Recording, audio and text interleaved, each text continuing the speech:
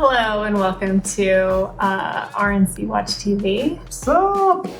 We are talking about, we talked about through episode 3 of, I almost said Bill and Ted's Excellent Adventure. I think we're at episode 12 of Ted Lasso.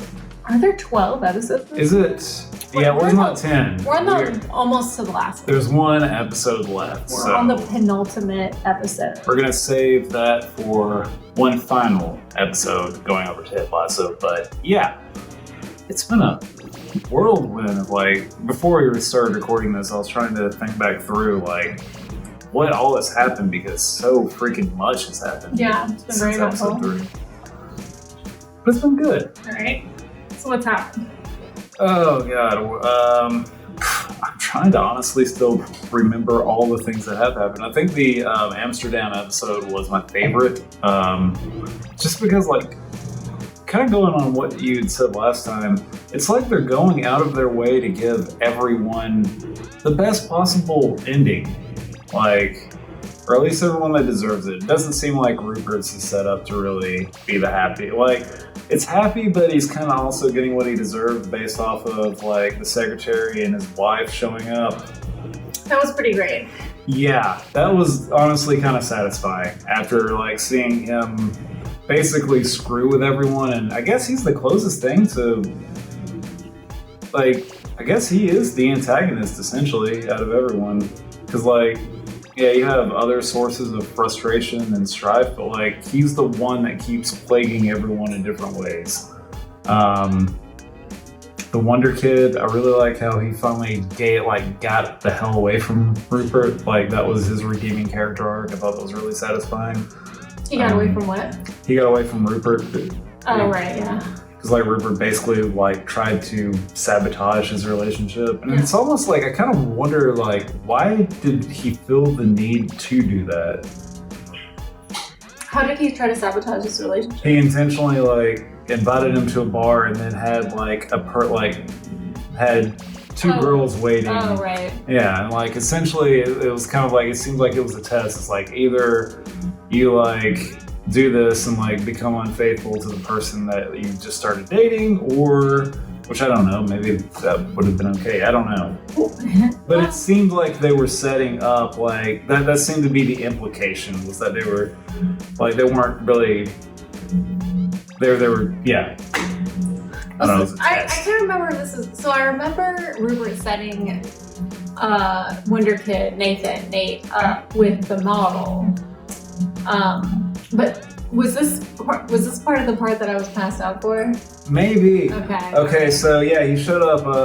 Rupert wanted to get drinks after work. Okay. And so he showed up, and basically Rupert he had two people with him, and was basically trying. Yeah. Okay. Oh yeah, you were past that. Okay, yeah, you were asleep for that. So yeah, that's why he no longer was working for. Was it West Ham? Yeah. Yeah, that's why the Wonder Kid. What's his actual name? Nate. That's why Nate no longer was working for West Ham. Okay. Is because basically, he valued the girl from the restaurant more than having success at basically the cost of that, because it seemed like Rupert was going out of his way to sabotage it. Okay, that's cool. Yeah, I really enjoyed Nate's arc. It feels deserved because he's actually done things to redeem himself. I agree. I thought the whole part of his girlfriend threatening the boss with blackmail, that was a bit much. That made me uncomfortable. Yeah. But, it was an amusing interaction. It was very funny. You show up on time, you're sober. Oh my God, that was really funny. That was laugh out loud. You don't steal, you show up on time and you're sober. What did you say, you're a unicorn? Yeah, you said you're a unicorn. Which that's kind of rude to servers, but that's very funny. Yeah, no, that was fantastic. That whole character was really good.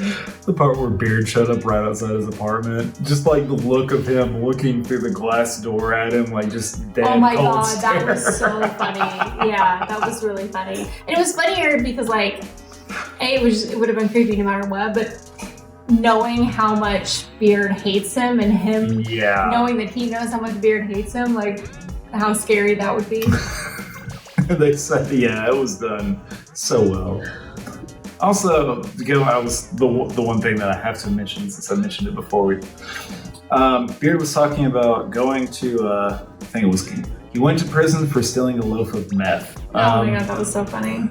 I don't know if it was intentional, but it seemed interesting that his clothing, that he was wearing a shirt that, like, he had a jacket over it, but the clothing had, like, essentially, like, broken up prison straps. I don't know if that was intentional, but if that was, like, a intentional wardrobe choice. Not subtle, or subtle.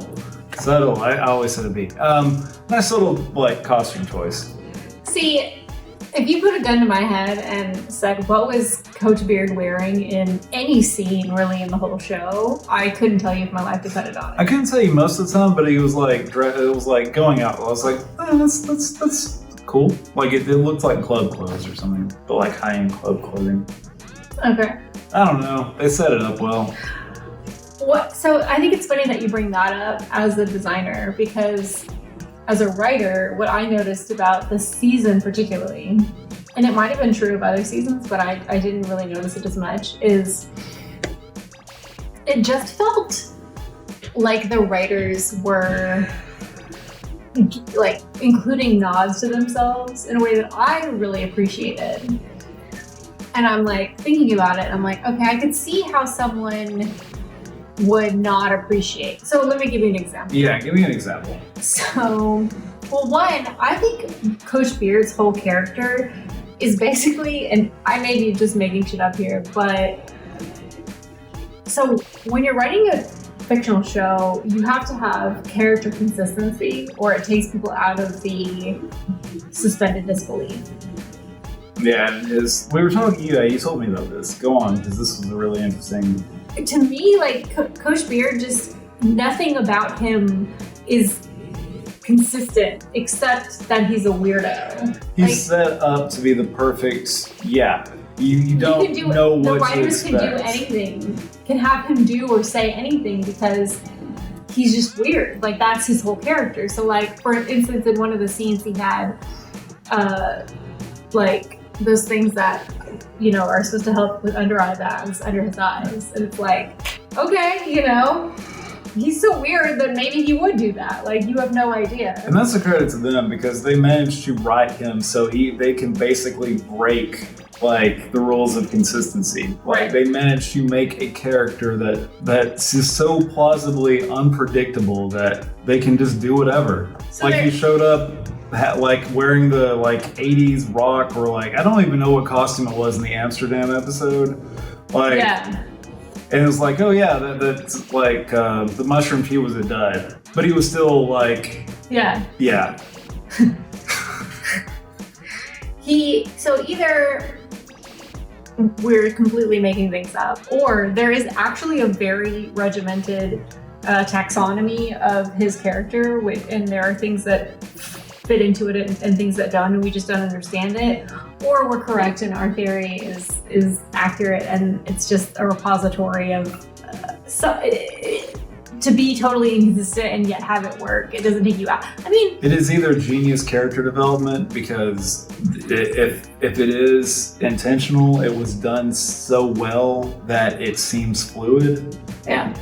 And I think if you're thinking about the writing, there's an argument that that's taking you out of it. But the analogy that I make is, that's like saying, like, if I notice the brush strokes of a painting, then that like fucks up the suspension of disbelief. But and I understand a painting is different from a narrative, but they're both works of art, you know, a TV show and a painting. And I think that if you don't want brushstrokes, look at a fucking photograph. Like, if you don't want writers, watch a fucking reality show.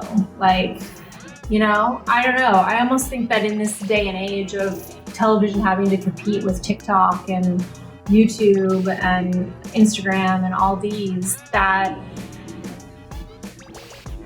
it's almost like there's more opportunity for writing to be a bespoke, respected, like, craft. Like your argument reminds me of like this is the next level of the Gutenberg elegies, which was a book that basically argued that long form was dying. But now it's like, are we getting to the point where anything that requires an attention span or suspension of belief is dying? But I mean, like painting isn't dead, like long form isn't dead. Like when did Gutenberg elegies? It's like mostly 1990. Honestly, the biggest thing for that book is it predicted social media down to a T. When was it written? 90s. It was done in the 90s. Right. Guess what? People are still writing books. Yeah. But like I said, its biggest accomplishment was it like before there was any precedent for like, I think he described it as the electronic mesh that would constantly break our attention span. It basically described us being connected to our phones 24/7. So he had some good predictions, some not. Yeah. Anyway. I just think this whole like, sorry. these things are dead. Like, I don't know.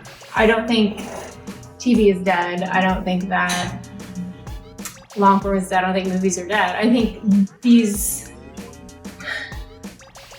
the supply and demand are changing and in a way that we're never going to go back. I think that's true. But I think we're still figuring out how to monetize things so that they can still exist. Like long form is, I would say, especially a lot of your best journalism at the moment is going through a process of how to successfully monetize for the modern age, because everyone thought it would be advertising for a while, and then ad blockers screwed it up, and then no one wants to actually pay a monthly subscription. There's still some figuring out to do there, but there's tons of figuring out. Long form's definitely not dead. Yeah, and TV isn't dead either. And anyway, so I liked another example of Ted Lasso.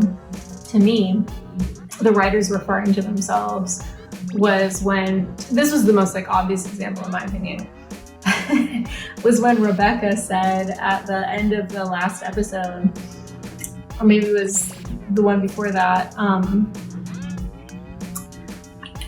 she was like, at this point I don't remember if she said season or year. This is when I come just through. Yes. Yeah. I come to some realization. And to me, it was like an obvious reference to like, this is the point in every season of the show when I have a character arc. It was delightfully self-aware. Yeah, I like it. I don't know. I could understand why people wouldn't, but I enjoy it. See, though, like I think the type of people that wouldn't like that would be one of my favorite self-aware thing ever. I mean, Cabin in the Woods. Obviously, I love things that are self-aware, and that movie is nothing if not just hyper self-aware. But yeah, no, I really liked that, and also I liked how they changed it. Which I'm pretty sure that was how that was them setting up for the final arc, considering there's only one episode left. And then they had Ted, like, she's like, oh crap, I've got nothing. And then Ted was like, actually, and then it cut to the freaking credits. Because obviously it would. I think for weaknesses, the weakest part, and it was still strong, like in that it made me feel very strongly, but it was Ted confronting his mother. The thank you and fuck you. Yeah, no, that was very well done. It was, but first of all, it's a trope at this point of writers writing wish fulfillment of interactions with their parents, right? Yeah. We all would love to take our parents aside, like say to them what we want them to understand, to have them in that very same conversation, like understand what we're trying to say, empathize with our point of view, and to repair the relationship. Like that's like such a universal desire. And so we all love to like, I don't know if we all love to see it, but I think writers love to write it. I would also argue that those make powerful scenes, because if it is something that an author has experienced or is something that they would like to say, it is very genuine, heartfelt writing. And generally, it's kind of like why I like the most depressing music is some of the best written music, is because anything that comes from that level of emotion generally comes off as incredibly genuine compared to when you're having to try to fake it, essentially. The request, I think, is genuine. I think the two things that bother me about the whole conceit is that it's like what you love about The Wire versus fucking, CSI or Law and Order. It's like, yeah, I mean, like, simplistically, there's something beautiful about, like, justice being done in one episode, but The Wire is so much better because it's more true to life, which is that everything is more complicated than that. And so what bothers me about these scenes is that they're so simple. Like, the character says to their parents what's bothering them, the parent understands and empathizes in the same conversation. Like, that's just not how life works 99.9% of the time. Part of me wonders if they planned for 4 or 5 seasons and then at least learned before they had finalized the scripts. I wonder if they learned that it was going to be cut at 3, because that would give you the ability to close a lot of arcs off, but you would have to do so at the cost of actually giving a lot of them the justice they deserved. I doubt. I mean, I think that's a very kind way to view it, but It does. Considering that I haven't like seen any moment of foreshadowing of the scene, I don't think that this is they were building it up and they intended to have 2 more seasons to play it out. I think it was just kind of everyone needed an arc, and so Ted Lasso needed an arc, and I think that's the other problem that I had with the scene is that the show wouldn't have worked as well if Ted were actually in any way complex. Okay, they have the panic attacks, which I think is great, but otherwise, he's an extremely one-dimensional character, and so they're trying to give him an arc, but an arc requires conflict and a backstory and other characters And I do enjoy, I did think that they did a good job with his arc in terms of his ex-wife. I think that was good. Oh yeah. And they did, but a lot of that was, it was so they didn't, and maybe they'll try to conclude it in this next episode, but they didn't go too far in on it. They didn't try to draw, they left a lot of it open-ended, which I think is what worked so well about it. And what I loved about the scene where he's calling his ex-wife and saying it kind of pissed me off that you dated our marriage counselor, is that she just said okay. Yeah. And no, I like that. She didn't apologize, she didn't empathize, she didn't anything, and it's that's 99% of the time the most you could ever hope for, and it's totally in keeping with her character. That's exactly what you would have expected her. It did not seem out of place at all. It felt very genuine. It felt very true to life. That whole thing of you say your piece, you don't really get much from the person that you're saying it to most of the time. It's for you, and you go about your life. I thought that was really well done. Yeah. I wonder about the extent to which that would have been fine. That could have been enough arc for us that we really didn't need Ted's mom to show up. It did feel a bit forced, honestly. It was just so condensed to get all this done, and I'm just I don't know, it wasn't my fave. Yeah. It was funny though. She had some really funny scenes. Yeah, I don't know. I definitely could have dealt without his mom showing up, but it wasn't the worst. It wasn't the worst. I agree. Yeah, I mean, I very much enjoyed the season. Is that the first time she showed up in the entire series? As far as I can recall, that's the first time she's really mentioned. Yeah, so that doesn't even make sense from trying to close arcs, because why introduce her that late? It just seems Now my weird. memory sucks, so maybe I'm forgetting things, but no, I don't remember her being a part of anything. Drop in the comments. We read them. I read them. Be nice to him. I will find you. No, don't be nice. Honestly, I'm dead inside. I've streamed for too long. Nothing will faze me. Yeah, you are a gamer. Gamers are the worst. Yeah. Recovering gamer. Although I do need them. You're still. You're still on the sauce. I'm about to break down and buy Diablo 4. It's about to happen. Conveniently after Blizzard's fucked it up with the first update.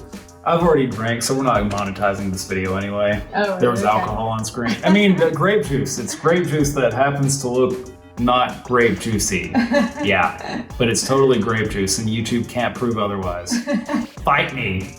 I can't even say Susan now because it's not even Susan. She left. No. Yeah. Anyway, Sorry. Ted Lasso, have enjoyed it. We'll do one more episode on the final episode of Ted Lasso after we watch it. Also, there is new Platonic, which we started to watch recently. Really good. Fucking love Platonic, so we'll be having an update on that at some point. Oh, we should do predictions. What's your prediction for the final episode? And do you think they're going to set it up for a spinoff? I asked that because I did. I would pay money for a Beard spinoff. And technically they're adding one. It looks like they're about to add one staff member. If they add Nate could take one of their jobs and Beard could be the head coach. That's my theory, is that they're going to try to capitalize on Beard's character after this. I love it. Oh, also, I really like how they gave Jamie a redemption arc. Yeah, no, Jamie's been freaking awesome. Okay, that's another example of I loved the scene when Ted is talking to Beard and he's like, he's talking about second chances, and then Beard is so mad, and you don't even know why Beard is mad, but you know enough to enjoy Beard being mad. And it's so true to life. The way to make somebody super mad is just to make them unable to argue, and it's hard to argue with kindness. Yeah. But yeah. What was I talking about? Jamie. Oh yeah, Jamie. I really loved.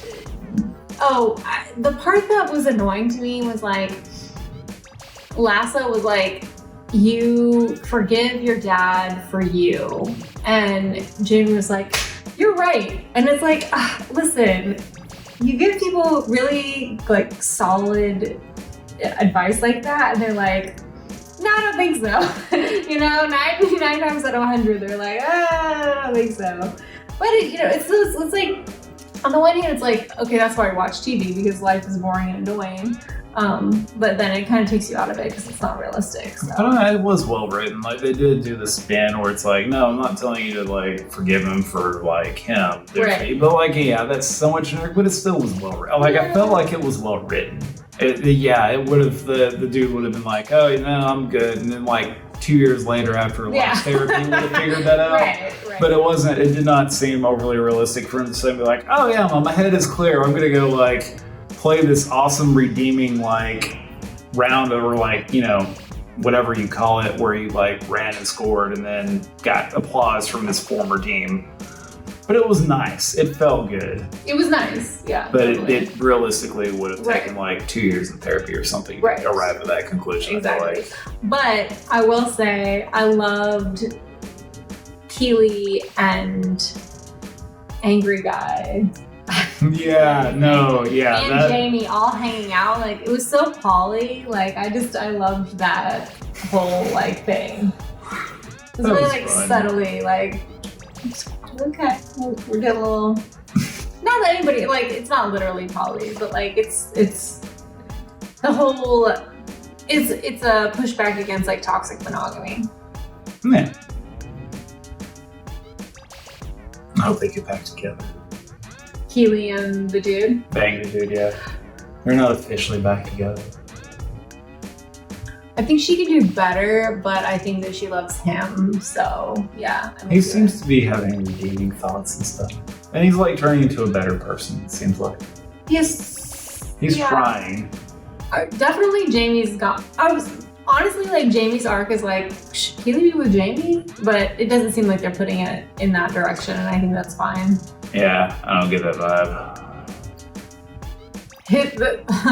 The situation with his mom was really funny. Yeah, I really enjoyed that arc. Funny. There's just been so many good ones. The Amsterdam episode is still my favorite. My favorite part of the Amsterdam episode was where the one guy who was saying about he wanted to go to The Hague to like look around, so that he was extremely anti-democracy. Oh, yeah.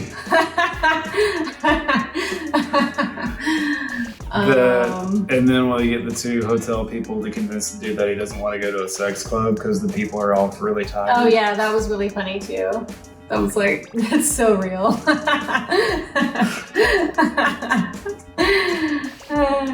It was so well done. And then the dude's like random references to the red light district. And then it ends up he just likes jazz, but like. Oh yeah. Yeah, that was really good. Actually, didn't that one kid get into like a kind of poly relationship? Had you passed out for that part? I might have. Yeah, I forget. Pretty sure that was the implication. Oh, what happened with Krim and the gay one? Well, I know Krim came out to him. Did anything else happen? I don't think they've done anything else with that arc. Okay. I don't think Krim's trying to hide it though. It's funny because it never occurred to me that Krim might be gay, and now I see it everywhere, and I'm like, did they change his character, or did I just not notice? You know, I don't know, but I know that like he's been like I think he's had like rainbow colored like accessories Since and stuff on. then. Yeah, but since then, so I don't know. They may have intentionally been trying to mask that at first, and then after that arc, it's like okay, well now we're not going to hide it from the audience anymore. Yeah. But I don't know if they're trying to intentionally make. I don't know. I don't know. Maybe they'll approach that or do something with that in the final episode. You know what would be funny would be to like, for someone to write Krim's book. That would actually, if they don't do that, then that's just Someone should write Krim's book.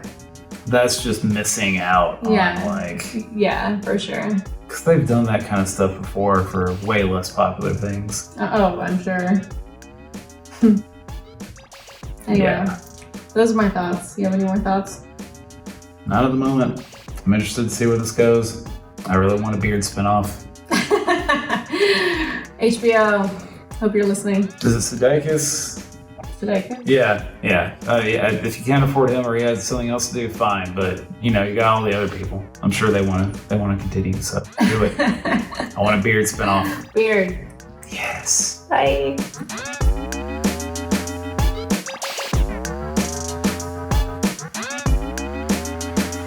Thank you.